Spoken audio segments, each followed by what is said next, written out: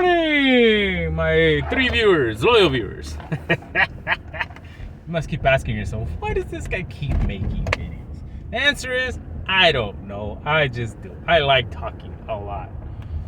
I just like making videos, you know? Just for whenever I'm 60 or 70, if I ever make it to that age, I can go back and, you know, see myself and, man, I was young. I was good looking. My bones aren't bratty or you know, like, what's that, peanut brittle? Yeah, I can still move. Nah, it's just, I like it. When we were kids, my cousin and I, we always enjoyed making home videos because we grew up in an era where home cameras was the newest technology. And we always enjoyed it, so I guess it's always been a part of me. So, but oh well, I guess this is something that I'm just going, ooh, the police. The police. Yeah, I guess something that I always enjoy doing. I'll never stop. So I am on my way to pump gas, and then after that I gotta go to work. So, a few things planned out today, but today I wanted to talk about stress. Let's talk about stress, baby. Let's talk about negativity. Let's talk about all the good, bad things, and the evil things that cause stress. Let's talk about stress.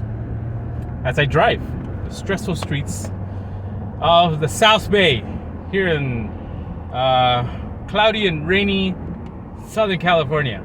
This is the kind of, slow down. Why? Drive safe for everyone. Of course, because it just rained. And when it rains, for some reason, people just tend to drive like maniacs.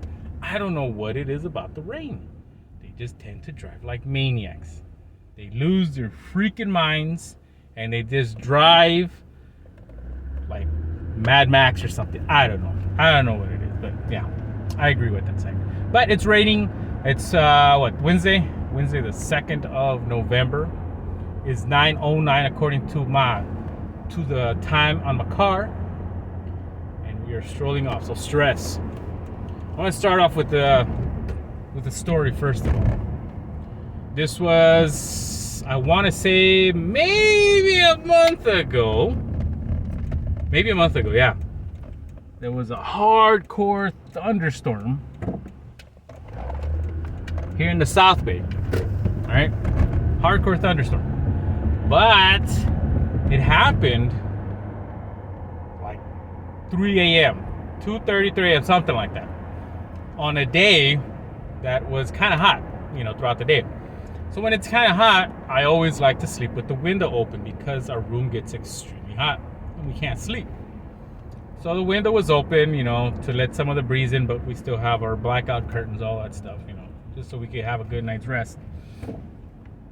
And I, myself, personally, I was in a deep sleep. But another police? Man, ooh, there's two coming. Holy moly, let me pull over.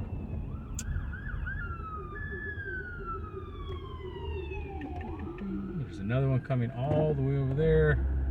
Let me just drive a little bit. Okay, here he comes. Where's he coming? Dang, must be serious. Oh, whoa, there's another one. That's number 4. Dang. Oof. Uh-oh. Well, I'm gonna drive back that way when I'm done pumping gas, so I gotta go through there to go to my job. Oof, I hope it's not bad. Oof. Yeah, stress. That's what I'm talking about, see? So I was unaware that there was going to be rain, first of all. Second of all, it was going to be a thunder lightning storm, whatever they call it. You know, I just knocked out, bada bing, bada boom. I was tired, and that was it. So I was abruptly woken up at 2:30 or 3. I can't remember the time anymore.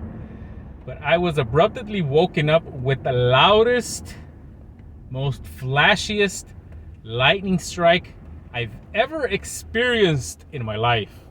I mean, it was freaking loud because we live in apartments, and there's apartments surrounding us and parking structures. So, you know, there's always an echo, even when you're just down there in the parking structure just talking. So that lightning bolt hit really close to where we were at. that it just woke me up. And in my mind, being in the deep sleep that you're in, I thought we were getting bombed. And in my mind, I'm all like, who is it? Is it China? Is it Russia? Is it Cuba? I was like, ah! I freaked out. I thought I was having a heart attack. I woke up it's getting hot in here.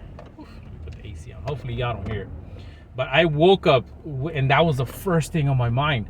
And so I had to like hold on to the bed. My chest was just like, I honestly felt like we were getting bombed. And I guess in my mind, I was just watching, news about all this stuff that's going on with Russia and Ukraine, and then all the threats that China gives the U.S., they're trying to obtain Taiwan, and then Cuba being, the communists that they are. So all that stuff was, I guess, in the back of my mind. So when I heard this blast, I panicked. I freaking panicked, and I kind of put myself in a self-induced chest panic, heart attack, pain situation, and it was freaking crazy. My wife was telling me that it's just lightning strike, because I guess she was awake prior to that because she heard the rain. I don't know, but she was trying to convince me that it was just rain, it was just lightning, it was just thunder. But in my mind, I was still stuck. Like, heck no, we getting bombed. So when I was able to somewhat get my bearings on, and somewhat, what the heck happened here? Fence is falling down. Woo. So I managed to somewhat get my my bearings a little bit straightened out, but it was just I was just trying to snap out of it, but I couldn't. But I managed to move and went to the window. And so, like I said, in my mind, I was expecting to see fire, smoke, bombs, the sky red lit up, like it's the 4th of July, because that's what that's what was in my mind, like we're getting bombed. And when I opened the curtain, there was nothing. It was just, gray skies and some rain, and it was raining a lot. And that second that I opened, there was just all these flashes because of the lightning. And so I still couldn't, fathom in my mind at that time that it was just a lightning storm, thunderstorm. This was rain.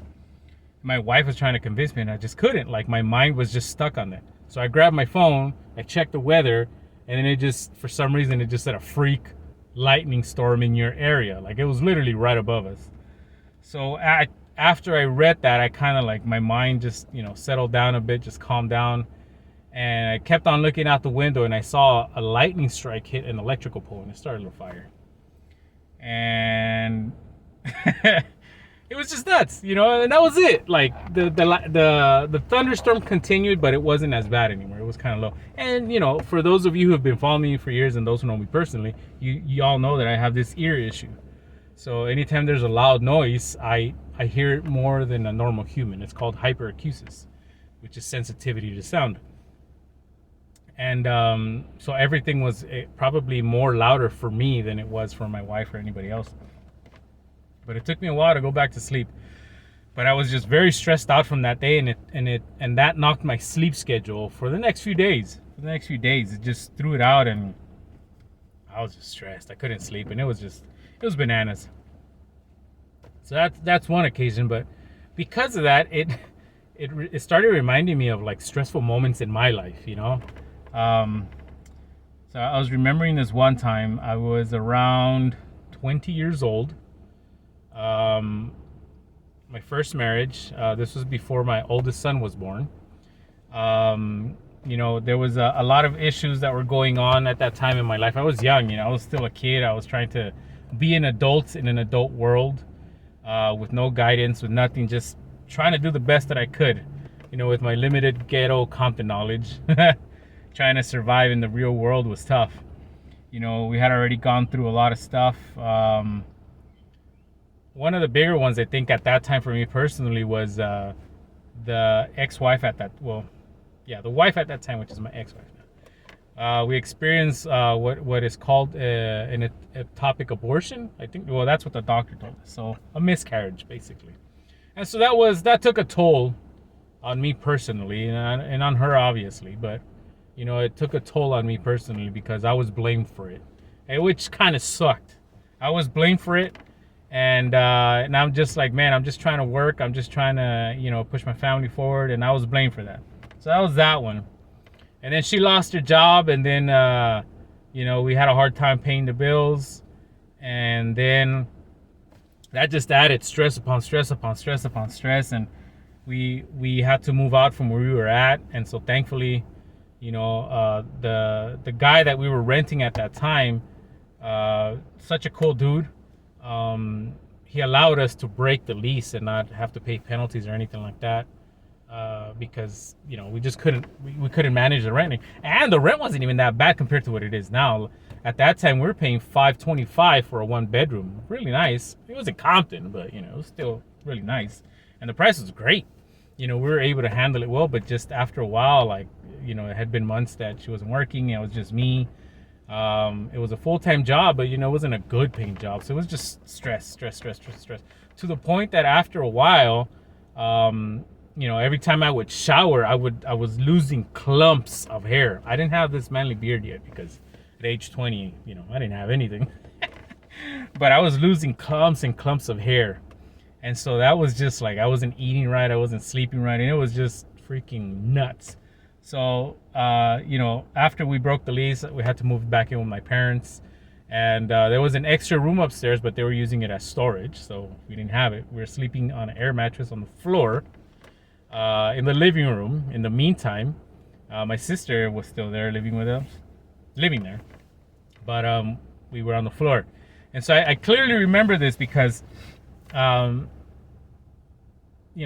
I said, upon all that stress that had been going on. Oh, and by this time, the then wife, she was already pregnant with my oldest son now, who's thankfully going to be, he's in college right now. And, he's doing great and all that stuff. But at that time, she was pregnant with him. She was a few months away from birthing the little guy. And I remember I was sleeping, half asleep, because, when parents wake up, they make tons of noise thinking they're quiet, but they're not. So I was like half asleep, and then my cousin calls me on a cell phone, the little, let me see, I don't think I have it. It was a little clamshell cell phone like this big, and then it just flipped it over. He wakes me up, startles me, I'm already stressed out, and he's like, "Hey man, turn on the news, we going to war." And I'm like, so I just turned on the TV, and the moment I turn on the TV, put on the news, that's when the second plane hit the tower, the Twin Towers. Like immediately, within a few seconds of what happened. And so I was just like, I was shocked. I just got stuck on stupid. My cousin kept on saying something, then he hung up, and then we were just glued to the TV the entire day. The entire day we were glued to the TV, wondering what was gonna happen. And in my mind, I'm thinking like, damn, they're gonna draft me for war. I don't know how to fight. I never held a gun before. I got a baby boy on the way. I can't pay the bills.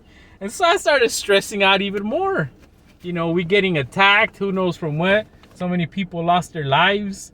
And it was just such a stressful time for me as a 20-year-old at that time.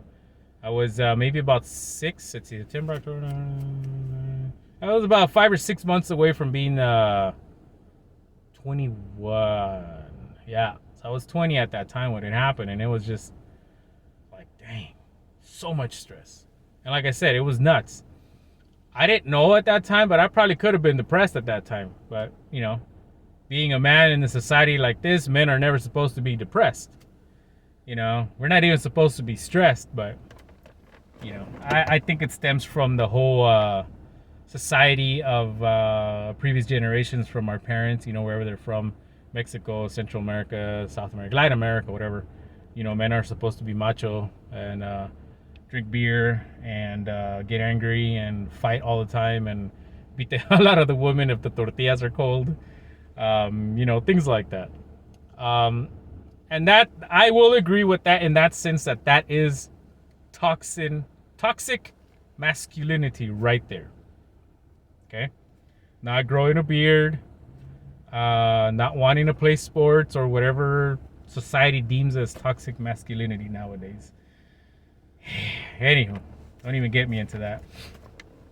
But I do agree in the sense that sometimes men are not allowed to express their opinions as much as they should because of the way we were raised. We're not allowed to say that we are depressed because it makes us less of a man. You know, I've had moments in my life where I've been depressed. I think the last time I was really depressed was this one time I got sick from the kidneys. I couldn't move. I had, kidney stones, kidney issues, unhealthy kidneys. And I don't drink. I'm not a drinker. But what really messed up my kidneys was abusing sodas in my 20s, eating tons of red meats, tons of sugary stuff, tons of salty stuff. All that stuff messes up your kidneys. So in my 30s, all that stuff just, ganged up on me, and it was, I was in a real health rut right there. And so I'm trying to make it fast because I'm going to pump gas right now. I'll probably have to make a part 2. And so I was in a real rut. I couldn't move. I couldn't work. My body was just, slowly destroying me really, really bad, to the point where that was around the first time that I was trying to start growing my beard. And it was making my beard like just look like a dirty old dog. I was starting to lose hair again. I was getting fat because I couldn't move. And so I was depressed. I was really, really, really depressed. And, it sucks because, like I said, there's things that we just can't talk about because we're men, whatever. But I just want to say, for any of you watching this out there, if there's any ladies out there who are listening to this, check up on your husbands. Husband.